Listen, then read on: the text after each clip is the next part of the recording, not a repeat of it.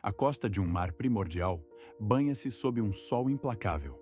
O ar, denso e pesado, cheira a resina, a flores exóticas e à decomposição úmida de um mundo que fervilha de vida. Acima, sombras colossais atravessam o céu. Não são nuvens, mas um bando de pterossauros, cujas envergaduras de asas rivalizam com as de pequenas aeronaves. Da vegetação luxuriante emergem 3 triceratops, cada um do tamanho de um caminhão. Movem-se com o peso da própria terra, as suas couraças ósseas a brilhar sob a luz cretácea. Mas na penumbra das samambaias gigantes, uma outra forma observa. Um tiranossauro, 7 toneladas de músculo e instinto predatório, encara a paisagem não como um lar, mas como um território de caça. E tudo o que se move é uma refeição em potencial. Este é o mundo de há 66 milhões de anos. Um planeta dominado por titãs. Um reino que, dentro de meras horas, deixará de existir. Pois, do silêncio negro do espaço, aproxima-se um mensageiro do esquecimento. Uma rocha com 10 quilômetros de diâmetro, a viajar a uma velocidade de 20 quilômetros por segundo. Quando colidir, o veredito será final. 75% de todas as criaturas vivas serão apagadas da existência. O planeta transformar-se-á num deserto calcinado por um tempo que desafia a imaginação. Contudo, a maior ironia desta aniquilação reside num facto desconcertante. Se esse mensageiro cósmico tivesse errado o seu alvo por uma fração de segundo, a humanidade nunca teria surgido. A nossa própria consciência é o eco inesperado de uma única e colossal casualidade cósmica. Para compreender a perda, devemos primeiro conhecer o que foi perdido. O planeta era um paraíso sufocante, tão quente e úmido que respirar seria como inalar uma sopa quente. Os mantos de gelo polares eram uma impossibilidade futura. Em seu lugar, florestas tropicais vicejavam nas costas da Antártida. Por esta paisagem deambulavam criaturas que parecem pertencer mais à mitologia do que à biologia. O argentinossauro, pesando perto de 100 toneladas, o equivalente a 25 elefantes compactados numa única forma de vida, passava os seus dias a despojar a folhagem, o seu pescoço de 10 metros a alcançar os ramos mais altos. A sua sombra, o predador supremo. O tiranossauro, com dentes de 30 centímetros e uma força de mordida 3 vezes superior à de qualquer crocodilo moderno. Um único ataque era suficiente para estilhaçar os ossos de um triceratops como se fossem cascas de noz. Mas estes gigantes com cornos não eram presas fáceis.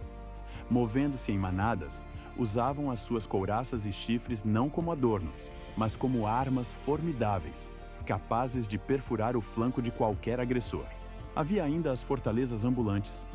O anquilossauro, coberto da cabeça à cauda por uma armadura óssea, terminando num martelo de cauda com 50 quilos. Um golpe bem colocado podia partir a perna do próprio rei dos tiranos. Nos céus, o Quetzalcoatlus, com os seus 11 metros de envergadura, planava sobre o domínio terrestre. Nos rios, crocodilos de 8 metros espreitavam presas incautas. E nos oceanos, reinava o mosasauro, um réptil marinho de 17 metros, um verdadeiro dragão das profundezas com uma mandíbula do tamanho de um automóvel. Este era um mundo aperfeiçoado ao longo de milhões de anos de evolução. Um ecossistema complexo, estável e triunfante.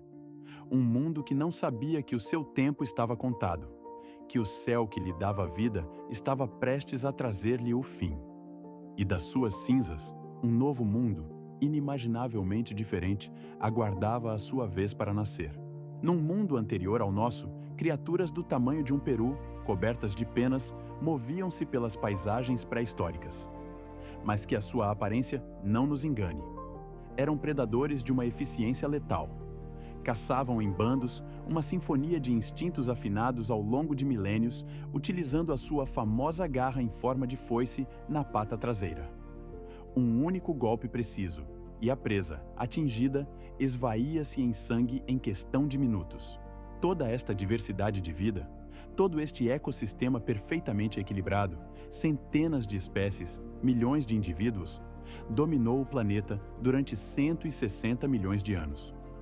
Para colocar este número em perspectiva, a nossa própria espécie, o Homo sapiens, existe há apenas 300 mil anos. Os dinossauros reinaram sobre a Terra 500 vezes mais tempo do que nós. Pensemos neste número: 500 vezes. E nada no seu mundo parecia pressagiar o fim. Contudo, aqui, a nossa narrativa faz uma pausa. Impõe-se uma questão fundamental. Como sabemos tudo isto? Nenhum de nós esteve lá. Não existiam câmaras para registrar os seus dias, nem testemunhas para contar as suas histórias. Como é que a humanidade sequer tomou consciência de que, outrora, existiram dinossauros? Os primeiros ossos de criaturas gigantescas foram encontrados por seres humanos há milhares de anos. Na China antiga, eram interpretados como os restos mortais de dragões, e como tal, eram moídos até se transformarem num pó medicinal. Imagine-se o cenário: fósseis de valor incalculável, com milhões de anos de idade, a serem convertidos num remédio para dores de cabeça. Quantos esqueletos únicos, chaves para a compreensão de um mundo perdido, foram destruídos para sempre? É uma pergunta para a qual nunca teremos resposta. Na Europa, a descoberta de enormes crânios e presas de mamute era vista como prova do dilúvio bíblico. Eram a confirmação material de uma lenda ancestral. Monges subiam as montanhas, encontravam conchas marinhas fossilizadas incrustadas na rocha a grandes altitudes e declaravam com absoluta certeza que o grande dilúvio tinha sido real. Tudo mudou no ano de 1811. Uma menina de apenas 12 anos, chamada Mary Anning, passeava pela costa da sua aldeia inglesa, Lyme Regis. As falésias locais, ricas em fósseis, desmoronavam-se constantemente sob a força do mar, expondo as suas camadas mais antigas. E foi aí que Mary viu algo estranho a projetar-se da rocha. Um crânio imenso, com órbitas gigantescas e os dentes de um predador. Com paciência e determinação, ela escavou o esqueleto inteiro. Era um ictiosauro, um réptil marinho semelhante a um golfinho, mas com uma boca repleta de dentes afiados. Mais tarde, Mary encontrou um plesiosauro, uma criatura com um pescoço impossivelmente longo e um corpo em forma de barril. E uma das maiores caçadoras de fósseis do seu tempo. O seu conhecimento da anatomia de animais antigos superava o de muitos cientistas de renome. No entanto, as portas da ciência oficial permaneceram-lhe fechadas. A razão era simples e cruel. Ela era mulher. Todas as suas descobertas foram atribuídas aos cientistas que lhes compravam. Mary morreu na miséria, sem jamais receber o reconhecimento que merecia. Só agora, a história começa a fazer-lhe justiça, aclamando-a como a mãe da paleontologia. Graças a entusiastas como ela, a ciência começou a montar o quebra-cabeças do mundo antigo. Em 1841, surgiu a própria palavra dinossauro, cunhada pelo anatomista Richard Owen. Do grego, traduz-se como lagarto terrivelmente grande. Não no sentido de assustador, mas de inspirador de um temor reverencial. A fama em massa dos dinossauros chegou na década de 1850, quando o escultor Benjamin Waterhouse Hawkins criou as primeiras reconstruções em tamanho real para a Grande Exposição de Londres.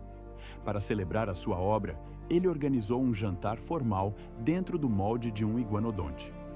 Cientistas e jornalistas sentaram-se à mesa, no ventre de um lagarto gigante, a debater as maravilhas de um mundo perdido que começavam a desvendar. A partir de ossos transformados em mitos e de mitos transformados em ciência, a humanidade começou a ler a mais épica de todas as histórias. Uma história gravada na pedra, que nos recorda, com uma humildade avassaladora, que o nosso tempo sob o sol é apenas um breve capítulo no grande livro da Terra. No século XIX, os jornais explodiram com uma revelação que abalou os alicerces da ciência. Ossos de criaturas gigantescas, diferentes de tudo o que já se vira, estavam a ser desenterrados. Eram os primeiros vislumbres de um mundo perdido. Contudo, vistas hoje, as primeiras reconstruções desses seres parecem quase cômicas. Os dinossauros foram imaginados como iguanas colossais e desajeitadas, com a massa de um elefante e uma anatomia fundamentalmente errada. Eram monstros lentos, arrastando as suas caudas pelo chão, produtos de uma imaginação limitada pelo conhecimento da época. Mas é preciso contextualizar. Estávamos em meados do século XIX. Os paleontólogos pioneiros trabalhavam com um punhado de ossos fragmentados, tentando montar um quebra-cabeças do qual faltava a vasta maioria das peças. Faziam o melhor que podiam com a ciência que possuíam. O verdadeiro salto quântico na nossa compreensão só chegaria muito mais tarde, quando a ciência desenvolveu um arsenal de técnicas revolucionárias para decifrar a idade das rochas. O método do radiocarbono, a datação por potássio-argon, a análise de isótopos. De repente, os cientistas podiam ler o grande relógio da Terra, e o que descobriram foi avassalador. Os dinossauros não viveram apenas há muito tempo. Viveram numa escala de tempo que desafia a intuição humana, um abismo temporal tão profundo que a nossa mente mal o consegue conceber. 66 milhões de anos. O número é tão vasto que se torna abstrato. É superior ao número de segundos contidos em 2 milênios. Se cada ano fosse 1 centímetro, a fita do tempo que nos separa da sua era estender-se-ia por 660 quilômetros. Foi neste ponto, ao contemplar esta imensidão, que a investigação tomou um rumo inesperado. Na década de 70, o geólogo Walter Álvares estudava formações rochosas em Itália, quando se deparou com uma anomalia. Entre o estrato do Cretáceo, repleto de fósseis de dinossauros, e o estrato do Paleogeno, onde eles desaparecem por completo, existia uma fina e discreta camada de argila. Tinha apenas alguns centímetros de espessura. À primeira vista, nada de especial. Mas a análise dessa argila revelou algo chocante: uma concentração monstruosa de irídio. O irídio é um metal extremamente raro na crosta terrestre. Sendo denso, a maior parte afundou-se em direção ao núcleo do planeta durante a sua formação. No entanto, é abundante em asteroides e cometas. Encontrar uma camada rica em irídio depositada em todo o planeta num ponto específico da história geológica era como encontrar uma impressão digital cósmica. Era a assinatura inconfundível de um visitante vindo do espaço. Álvares, juntamente com seu pai, o físico laureado com o Nobel Luiz Álvares, começou a testar esta hipótese radical. Recolheram amostras de todo o mundo.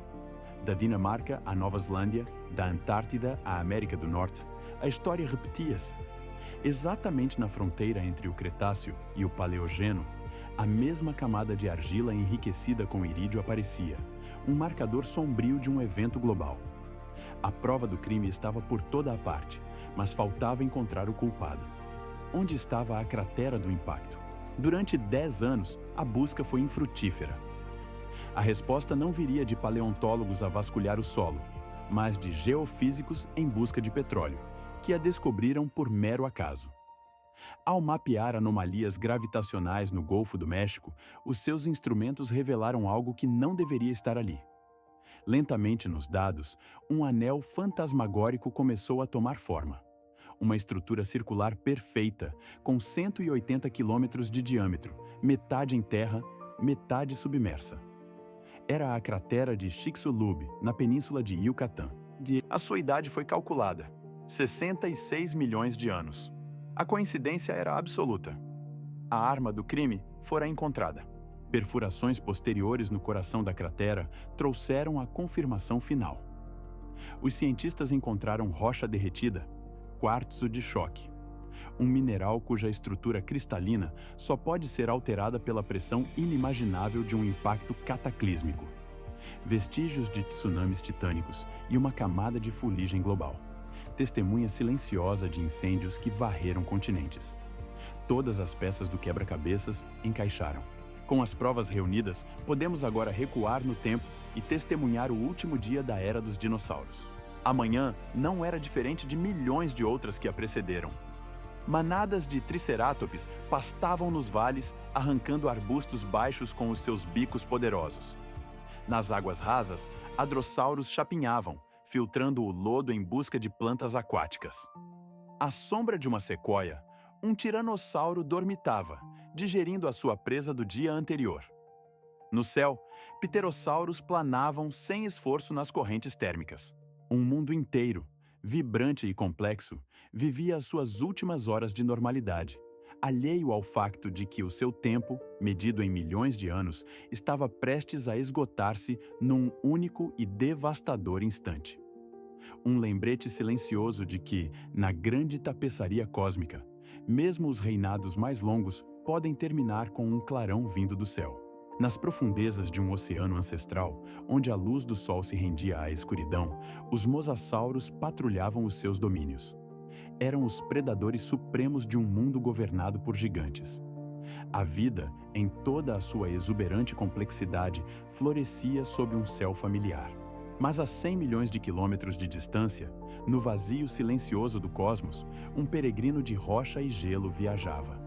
Uma montanha arrancada ao seu lugar de origem há milhões de anos, lançada numa órbita indiferente através do sistema solar.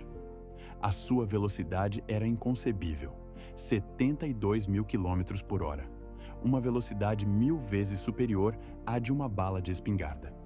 E o seu curso, traçado pelas leis imutáveis da gravidade, apontava diretamente para um frágil ponto azul, o terceiro planeta a contar do Sol. Ao encontrar a fina camada da atmosfera, o asteroide iniciou a sua descida fatal num ângulo agudo. Em meros segundos, perfurou o escudo gasoso do planeta. O atrito transformou a sua superfície num inferno, aquecendo-a a milhares de graus Celsius. De uma rocha fria e escura, tornou-se uma bola de fogo colossal, mais brilhante que 1000 sóis a arderem em uníssono no céu. Na Terra, as criaturas ergueram as suas cabeças. Que luz estranha e aterradora era aquela! Por que é que o ar se tornara subitamente tão quente, tão opressivo?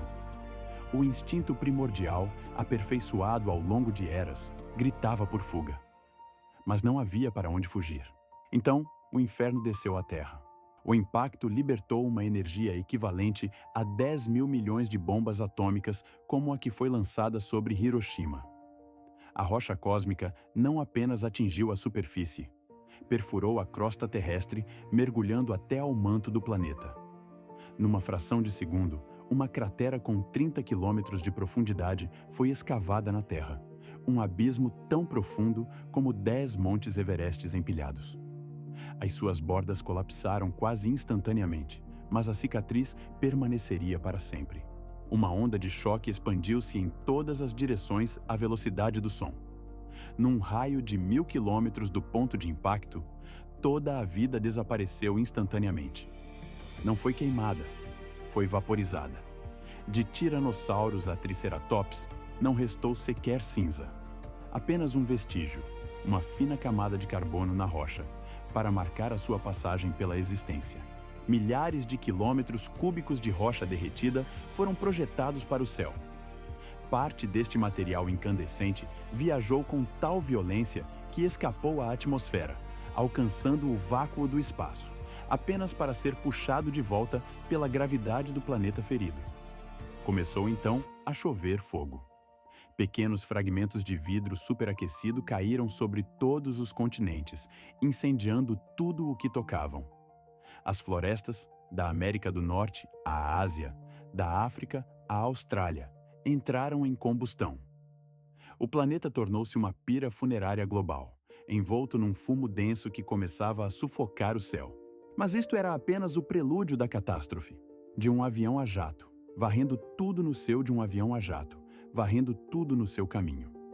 O mega tsunami atingiu o que é hoje o Texas, inundando o território por centenas de quilômetros terra adentro e aniquilando ecossistemas costeiros inteiros. No céu, o ato final começava. Bilhões de toneladas de poeira, fuligem e ácido sulfúrico subiram até a estratosfera, formando um véu impenetrável.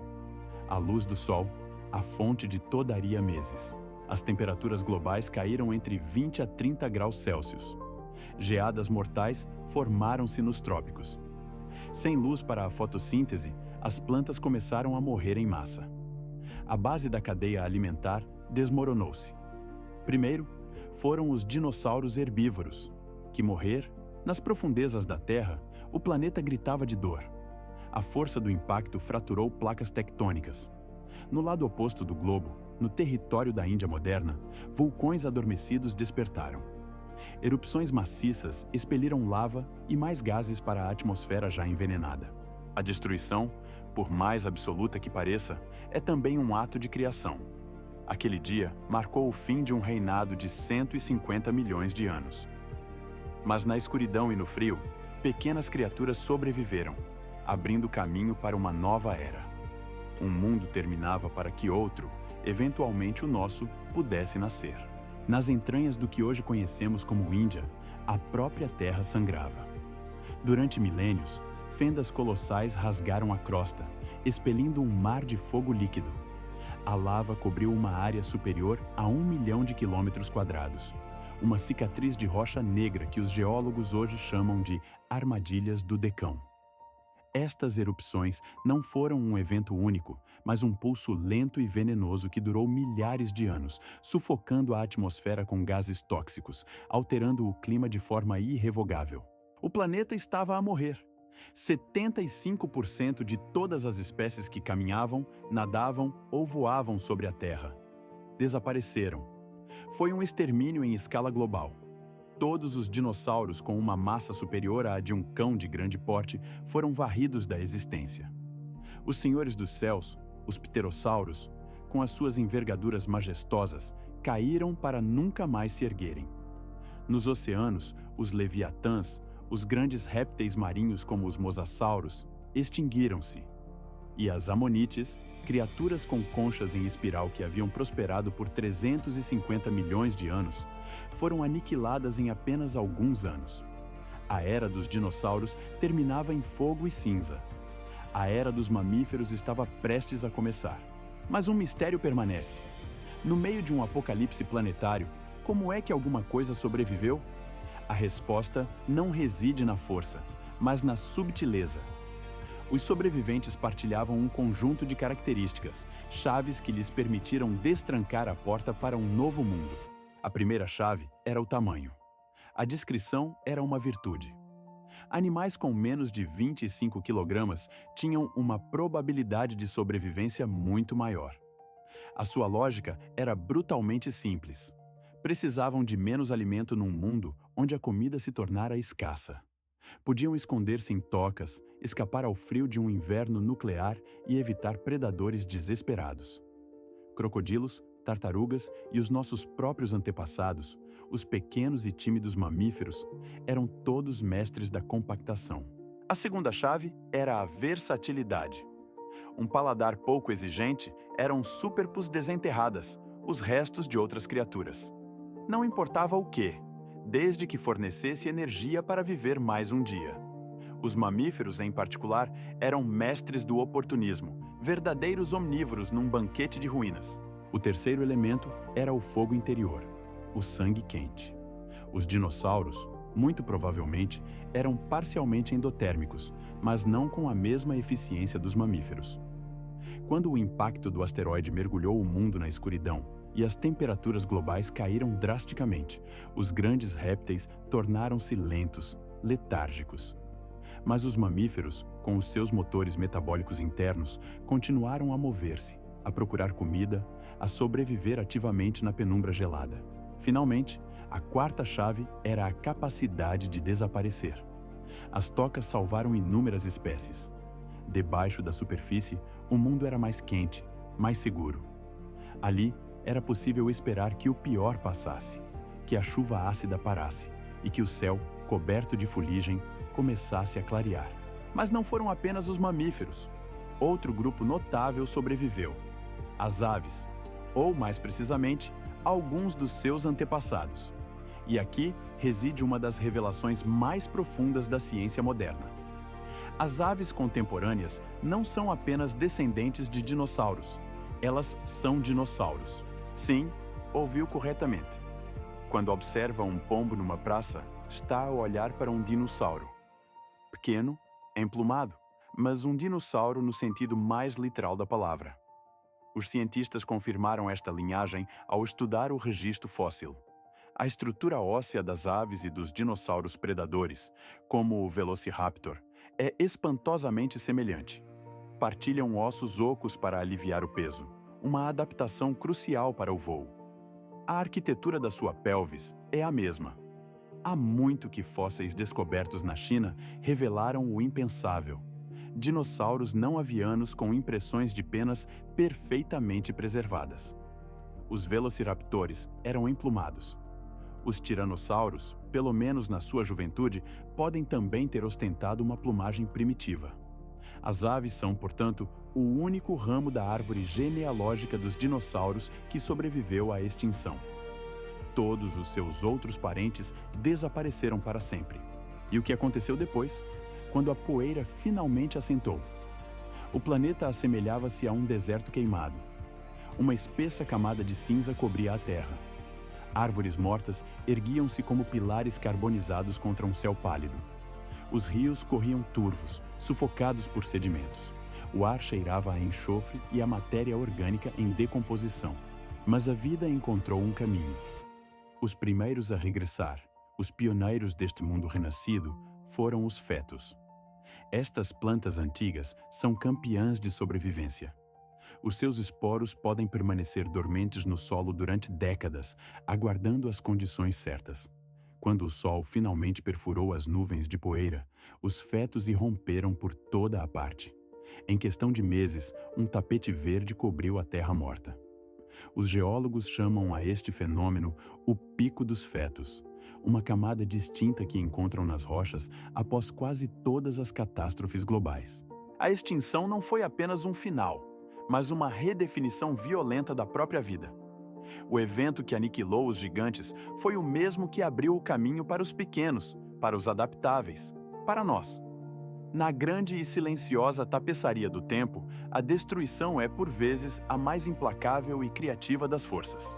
Nas cinzas de um mundo perdido, os primeiros sinais de vida são súbitos, quase imperceptíveis. Por todo o globo, geólogos encontram as mesmas assinaturas fósseis, massivas e densas impressões de fetos. É o marcador de uma ressurreição planetária, a primeira onda verde a reclamar uma terra calcinada. É o renascimento do ecossistema, um dos 100 predadores. E então, vindos das profundezas da Terra, pequenos mamíferos, criaturas que viveram sob o jugo dos gigantes, finalmente saem das suas tocas. Durante os primeiros milhares de anos, não são maiores que um rato. A sua existência é um exercício de cautela. Alimentam-se de sementes, de insetos e dos restos de uma vegetação ainda parca. Vivem com medo, assustados com cada sombra, cada som num silêncio opressivo. Mas, gradualmente, o mundo transforma-se. Os nichos ecológicos, antes ocupados pela totalidade do reino dos dinossauros, estão agora vazios. Um vácuo de poder paira sobre a Terra. Os enormes herbívoros desapareceram. Já não há competição pela abundante comida vegetal. Os grandes predadores foram extintos. O medo de se tornar o almoço de outro ser desvaneceu-se. O trono do planeta estava vago, e os mamíferos começaram a crescer. A evolução, libertada das suas antigas restrições, acelerou dezenas de vezes. Passados alguns milhões de anos, criaturas do tamanho de um porco já vagueavam pelas planícies. Depois, surgiram animais do tamanho de uma vaca e, mais tarde, colossos que rivalizavam com os elefantes. Há 60 milhões de anos, um novo ramo despontou na árvore da vida: os primeiros primatas. Eram seres pequenos, semelhantes a musaranhos, que fizeram das árvores o seu domínio. Alimentavam-se de insetos e dos frutos que a nova flora oferecia. Para saltar com precisão entre os ramos, a natureza dotou-os de uma ferramenta extraordinária: a visão binocular, que lhes conferia a percepção da profundidade. As suas patas evoluíram para membros preenseis, com um polegar opositor que lhes permitia agarrar com uma destreza sem precedentes. Estes primatas são os nossos antepassados diretos. Neles já se encontrava a semente do que nos tornaríamos. E, no entanto, a sua existência, e por consequência a nossa, é um acaso cósmico. Sem o impacto do meteorito, eles nunca teriam existido. Os dinossauros ocupavam todos os degraus da escada ecológica.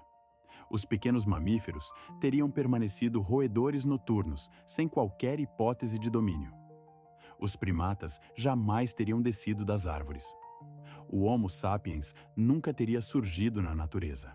Nós existimos apenas porque, há 66 milhões de anos, uma rocha do tamanho de uma montanha atingiu o lugar certo, na hora certa. Mas e se o cosmos, o grande árbitro do destino, decidisse lançar os dados mais uma vez? Imaginemos um cenário diferente. Amanhã, cientistas de todo o mundo anunciam: um asteroide com 10 quilômetros de diâmetro está em rota de colisão com a Terra. O impacto é inevitável. Temos um mês. O que aconteceria conosco? Se o impacto ocorrer no oceano, as cidades costeiras serão as primeiras a sentir a fúria do evento. Nova York, Tóquio, Xangai, Londres, todas serão varridas do mapa por tsunamis com centenas de metros de altura. Bilhões de pessoas desaparecerão nas primeiras horas após o impacto. Se atingir terra firme, a onda de choque aniquilará tudo num raio de milhares de quilômetros. Cidades serão pulverizadas, florestas incineradas, rios evaporarão com o calor infernal. Mas, tal como aconteceu com os dinossauros, o perigo principal virá depois. A poeira e os detritos lançados para a atmosfera irão bloquear a luz do Sol. Um inverno nuclear, sem guerra nuclear. A temperatura global cairá entre 20 a 30 graus. As colheitas desaparecerão por completo. A pecuária entrará em colapso, pois não haverá com que alimentar os animais. A nossa civilização, a nossa teia global interligada, desmoronar-se-á. As redes elétricas cederão sob a pressão e a impossibilidade de reparação. A internet desaparecerá. A logística mundial parará por completo. Os portos estarão destruídos ou submersos. Os aviões não poderão voar numa atmosfera saturada de poeira. Os comboios ficarão imóveis, sem eletricidade. Ao fim de um mês, os supermercados estarão vazios. Após 3 meses, a fome em massa terá começado.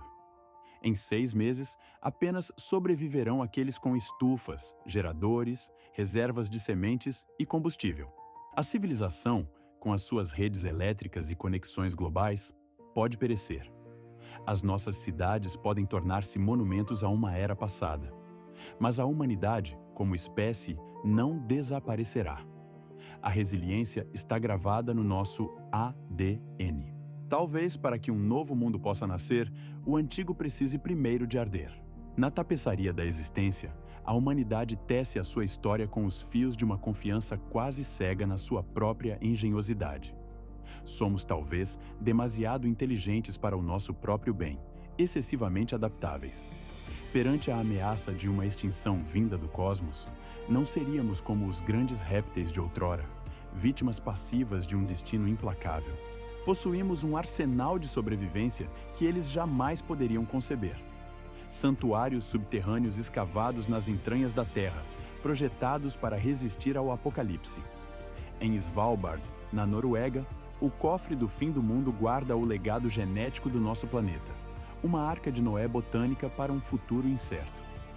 Dominamos o conhecimento para cultivar alimentos sem a carícia do sol, através da hidroponia e da luz artificial, alimentados pela energia inesgotável de reatores nucleares. Num mundo devastado, milhões sobreviveriam.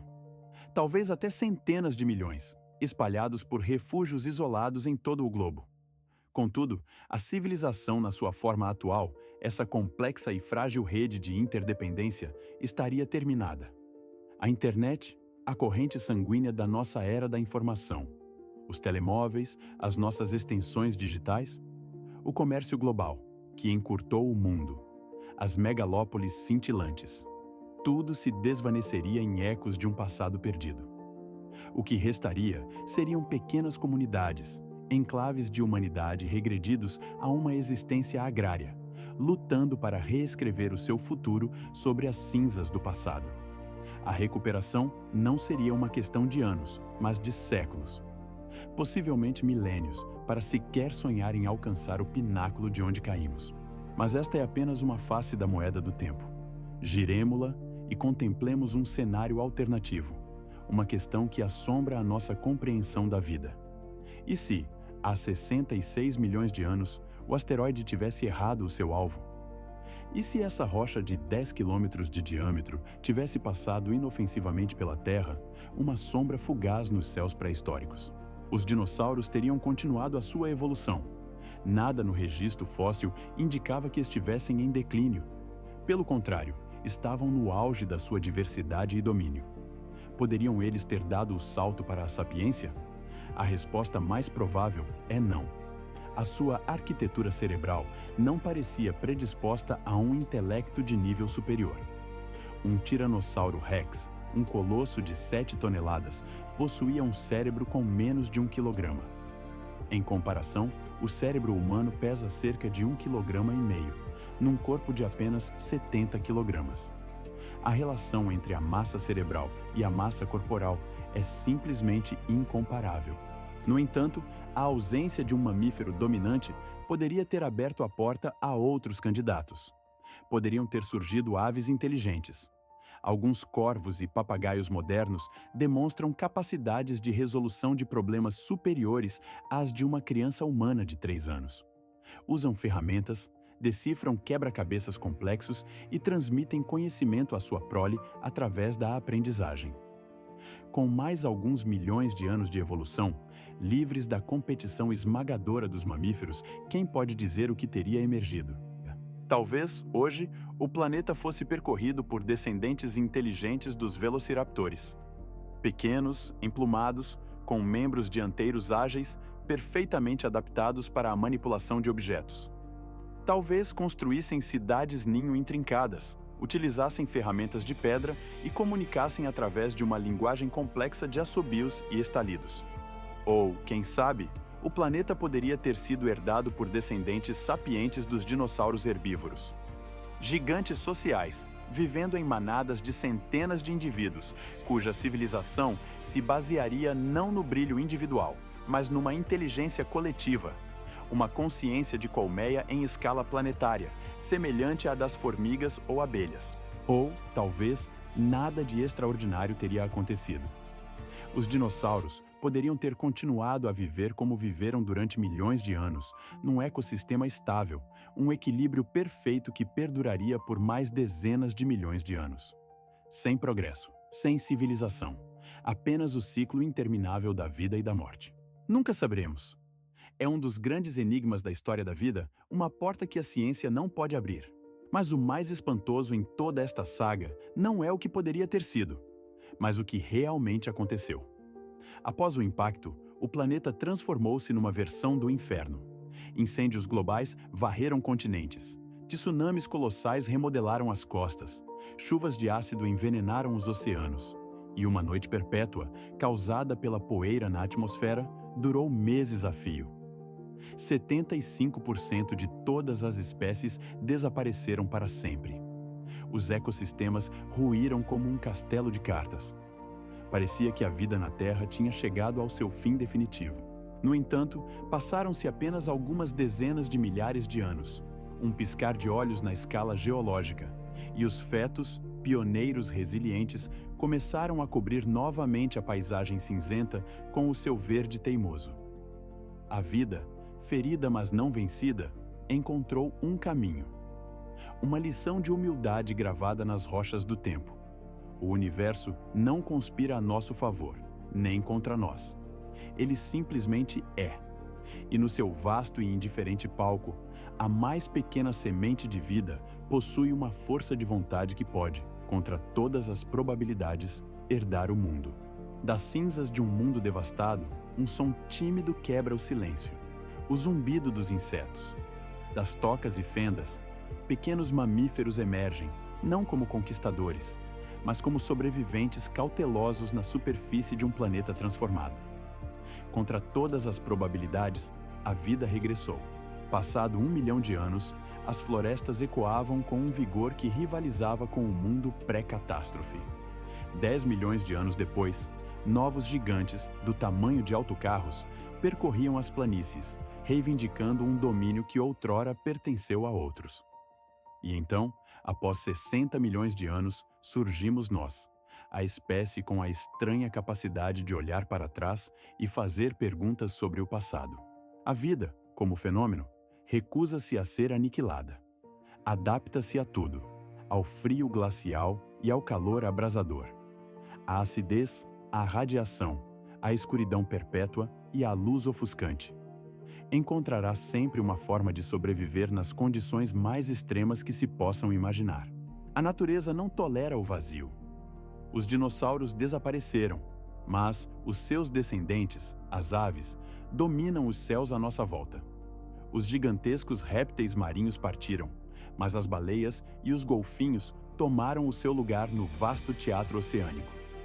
As amonites extinguiram-se para sempre, mas os polvos e as lulas prosperam nas profundezas, herdeiros de um nicho vago.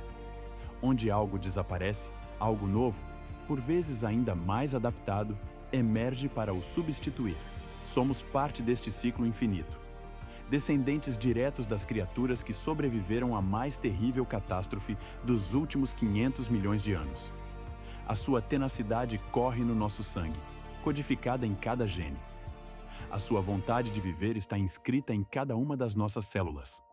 E é essa herança, forjada no fogo da extinção e no silêncio da recuperação, que torna a nossa própria existência não apenas valiosa, mas profundamente milagrosa.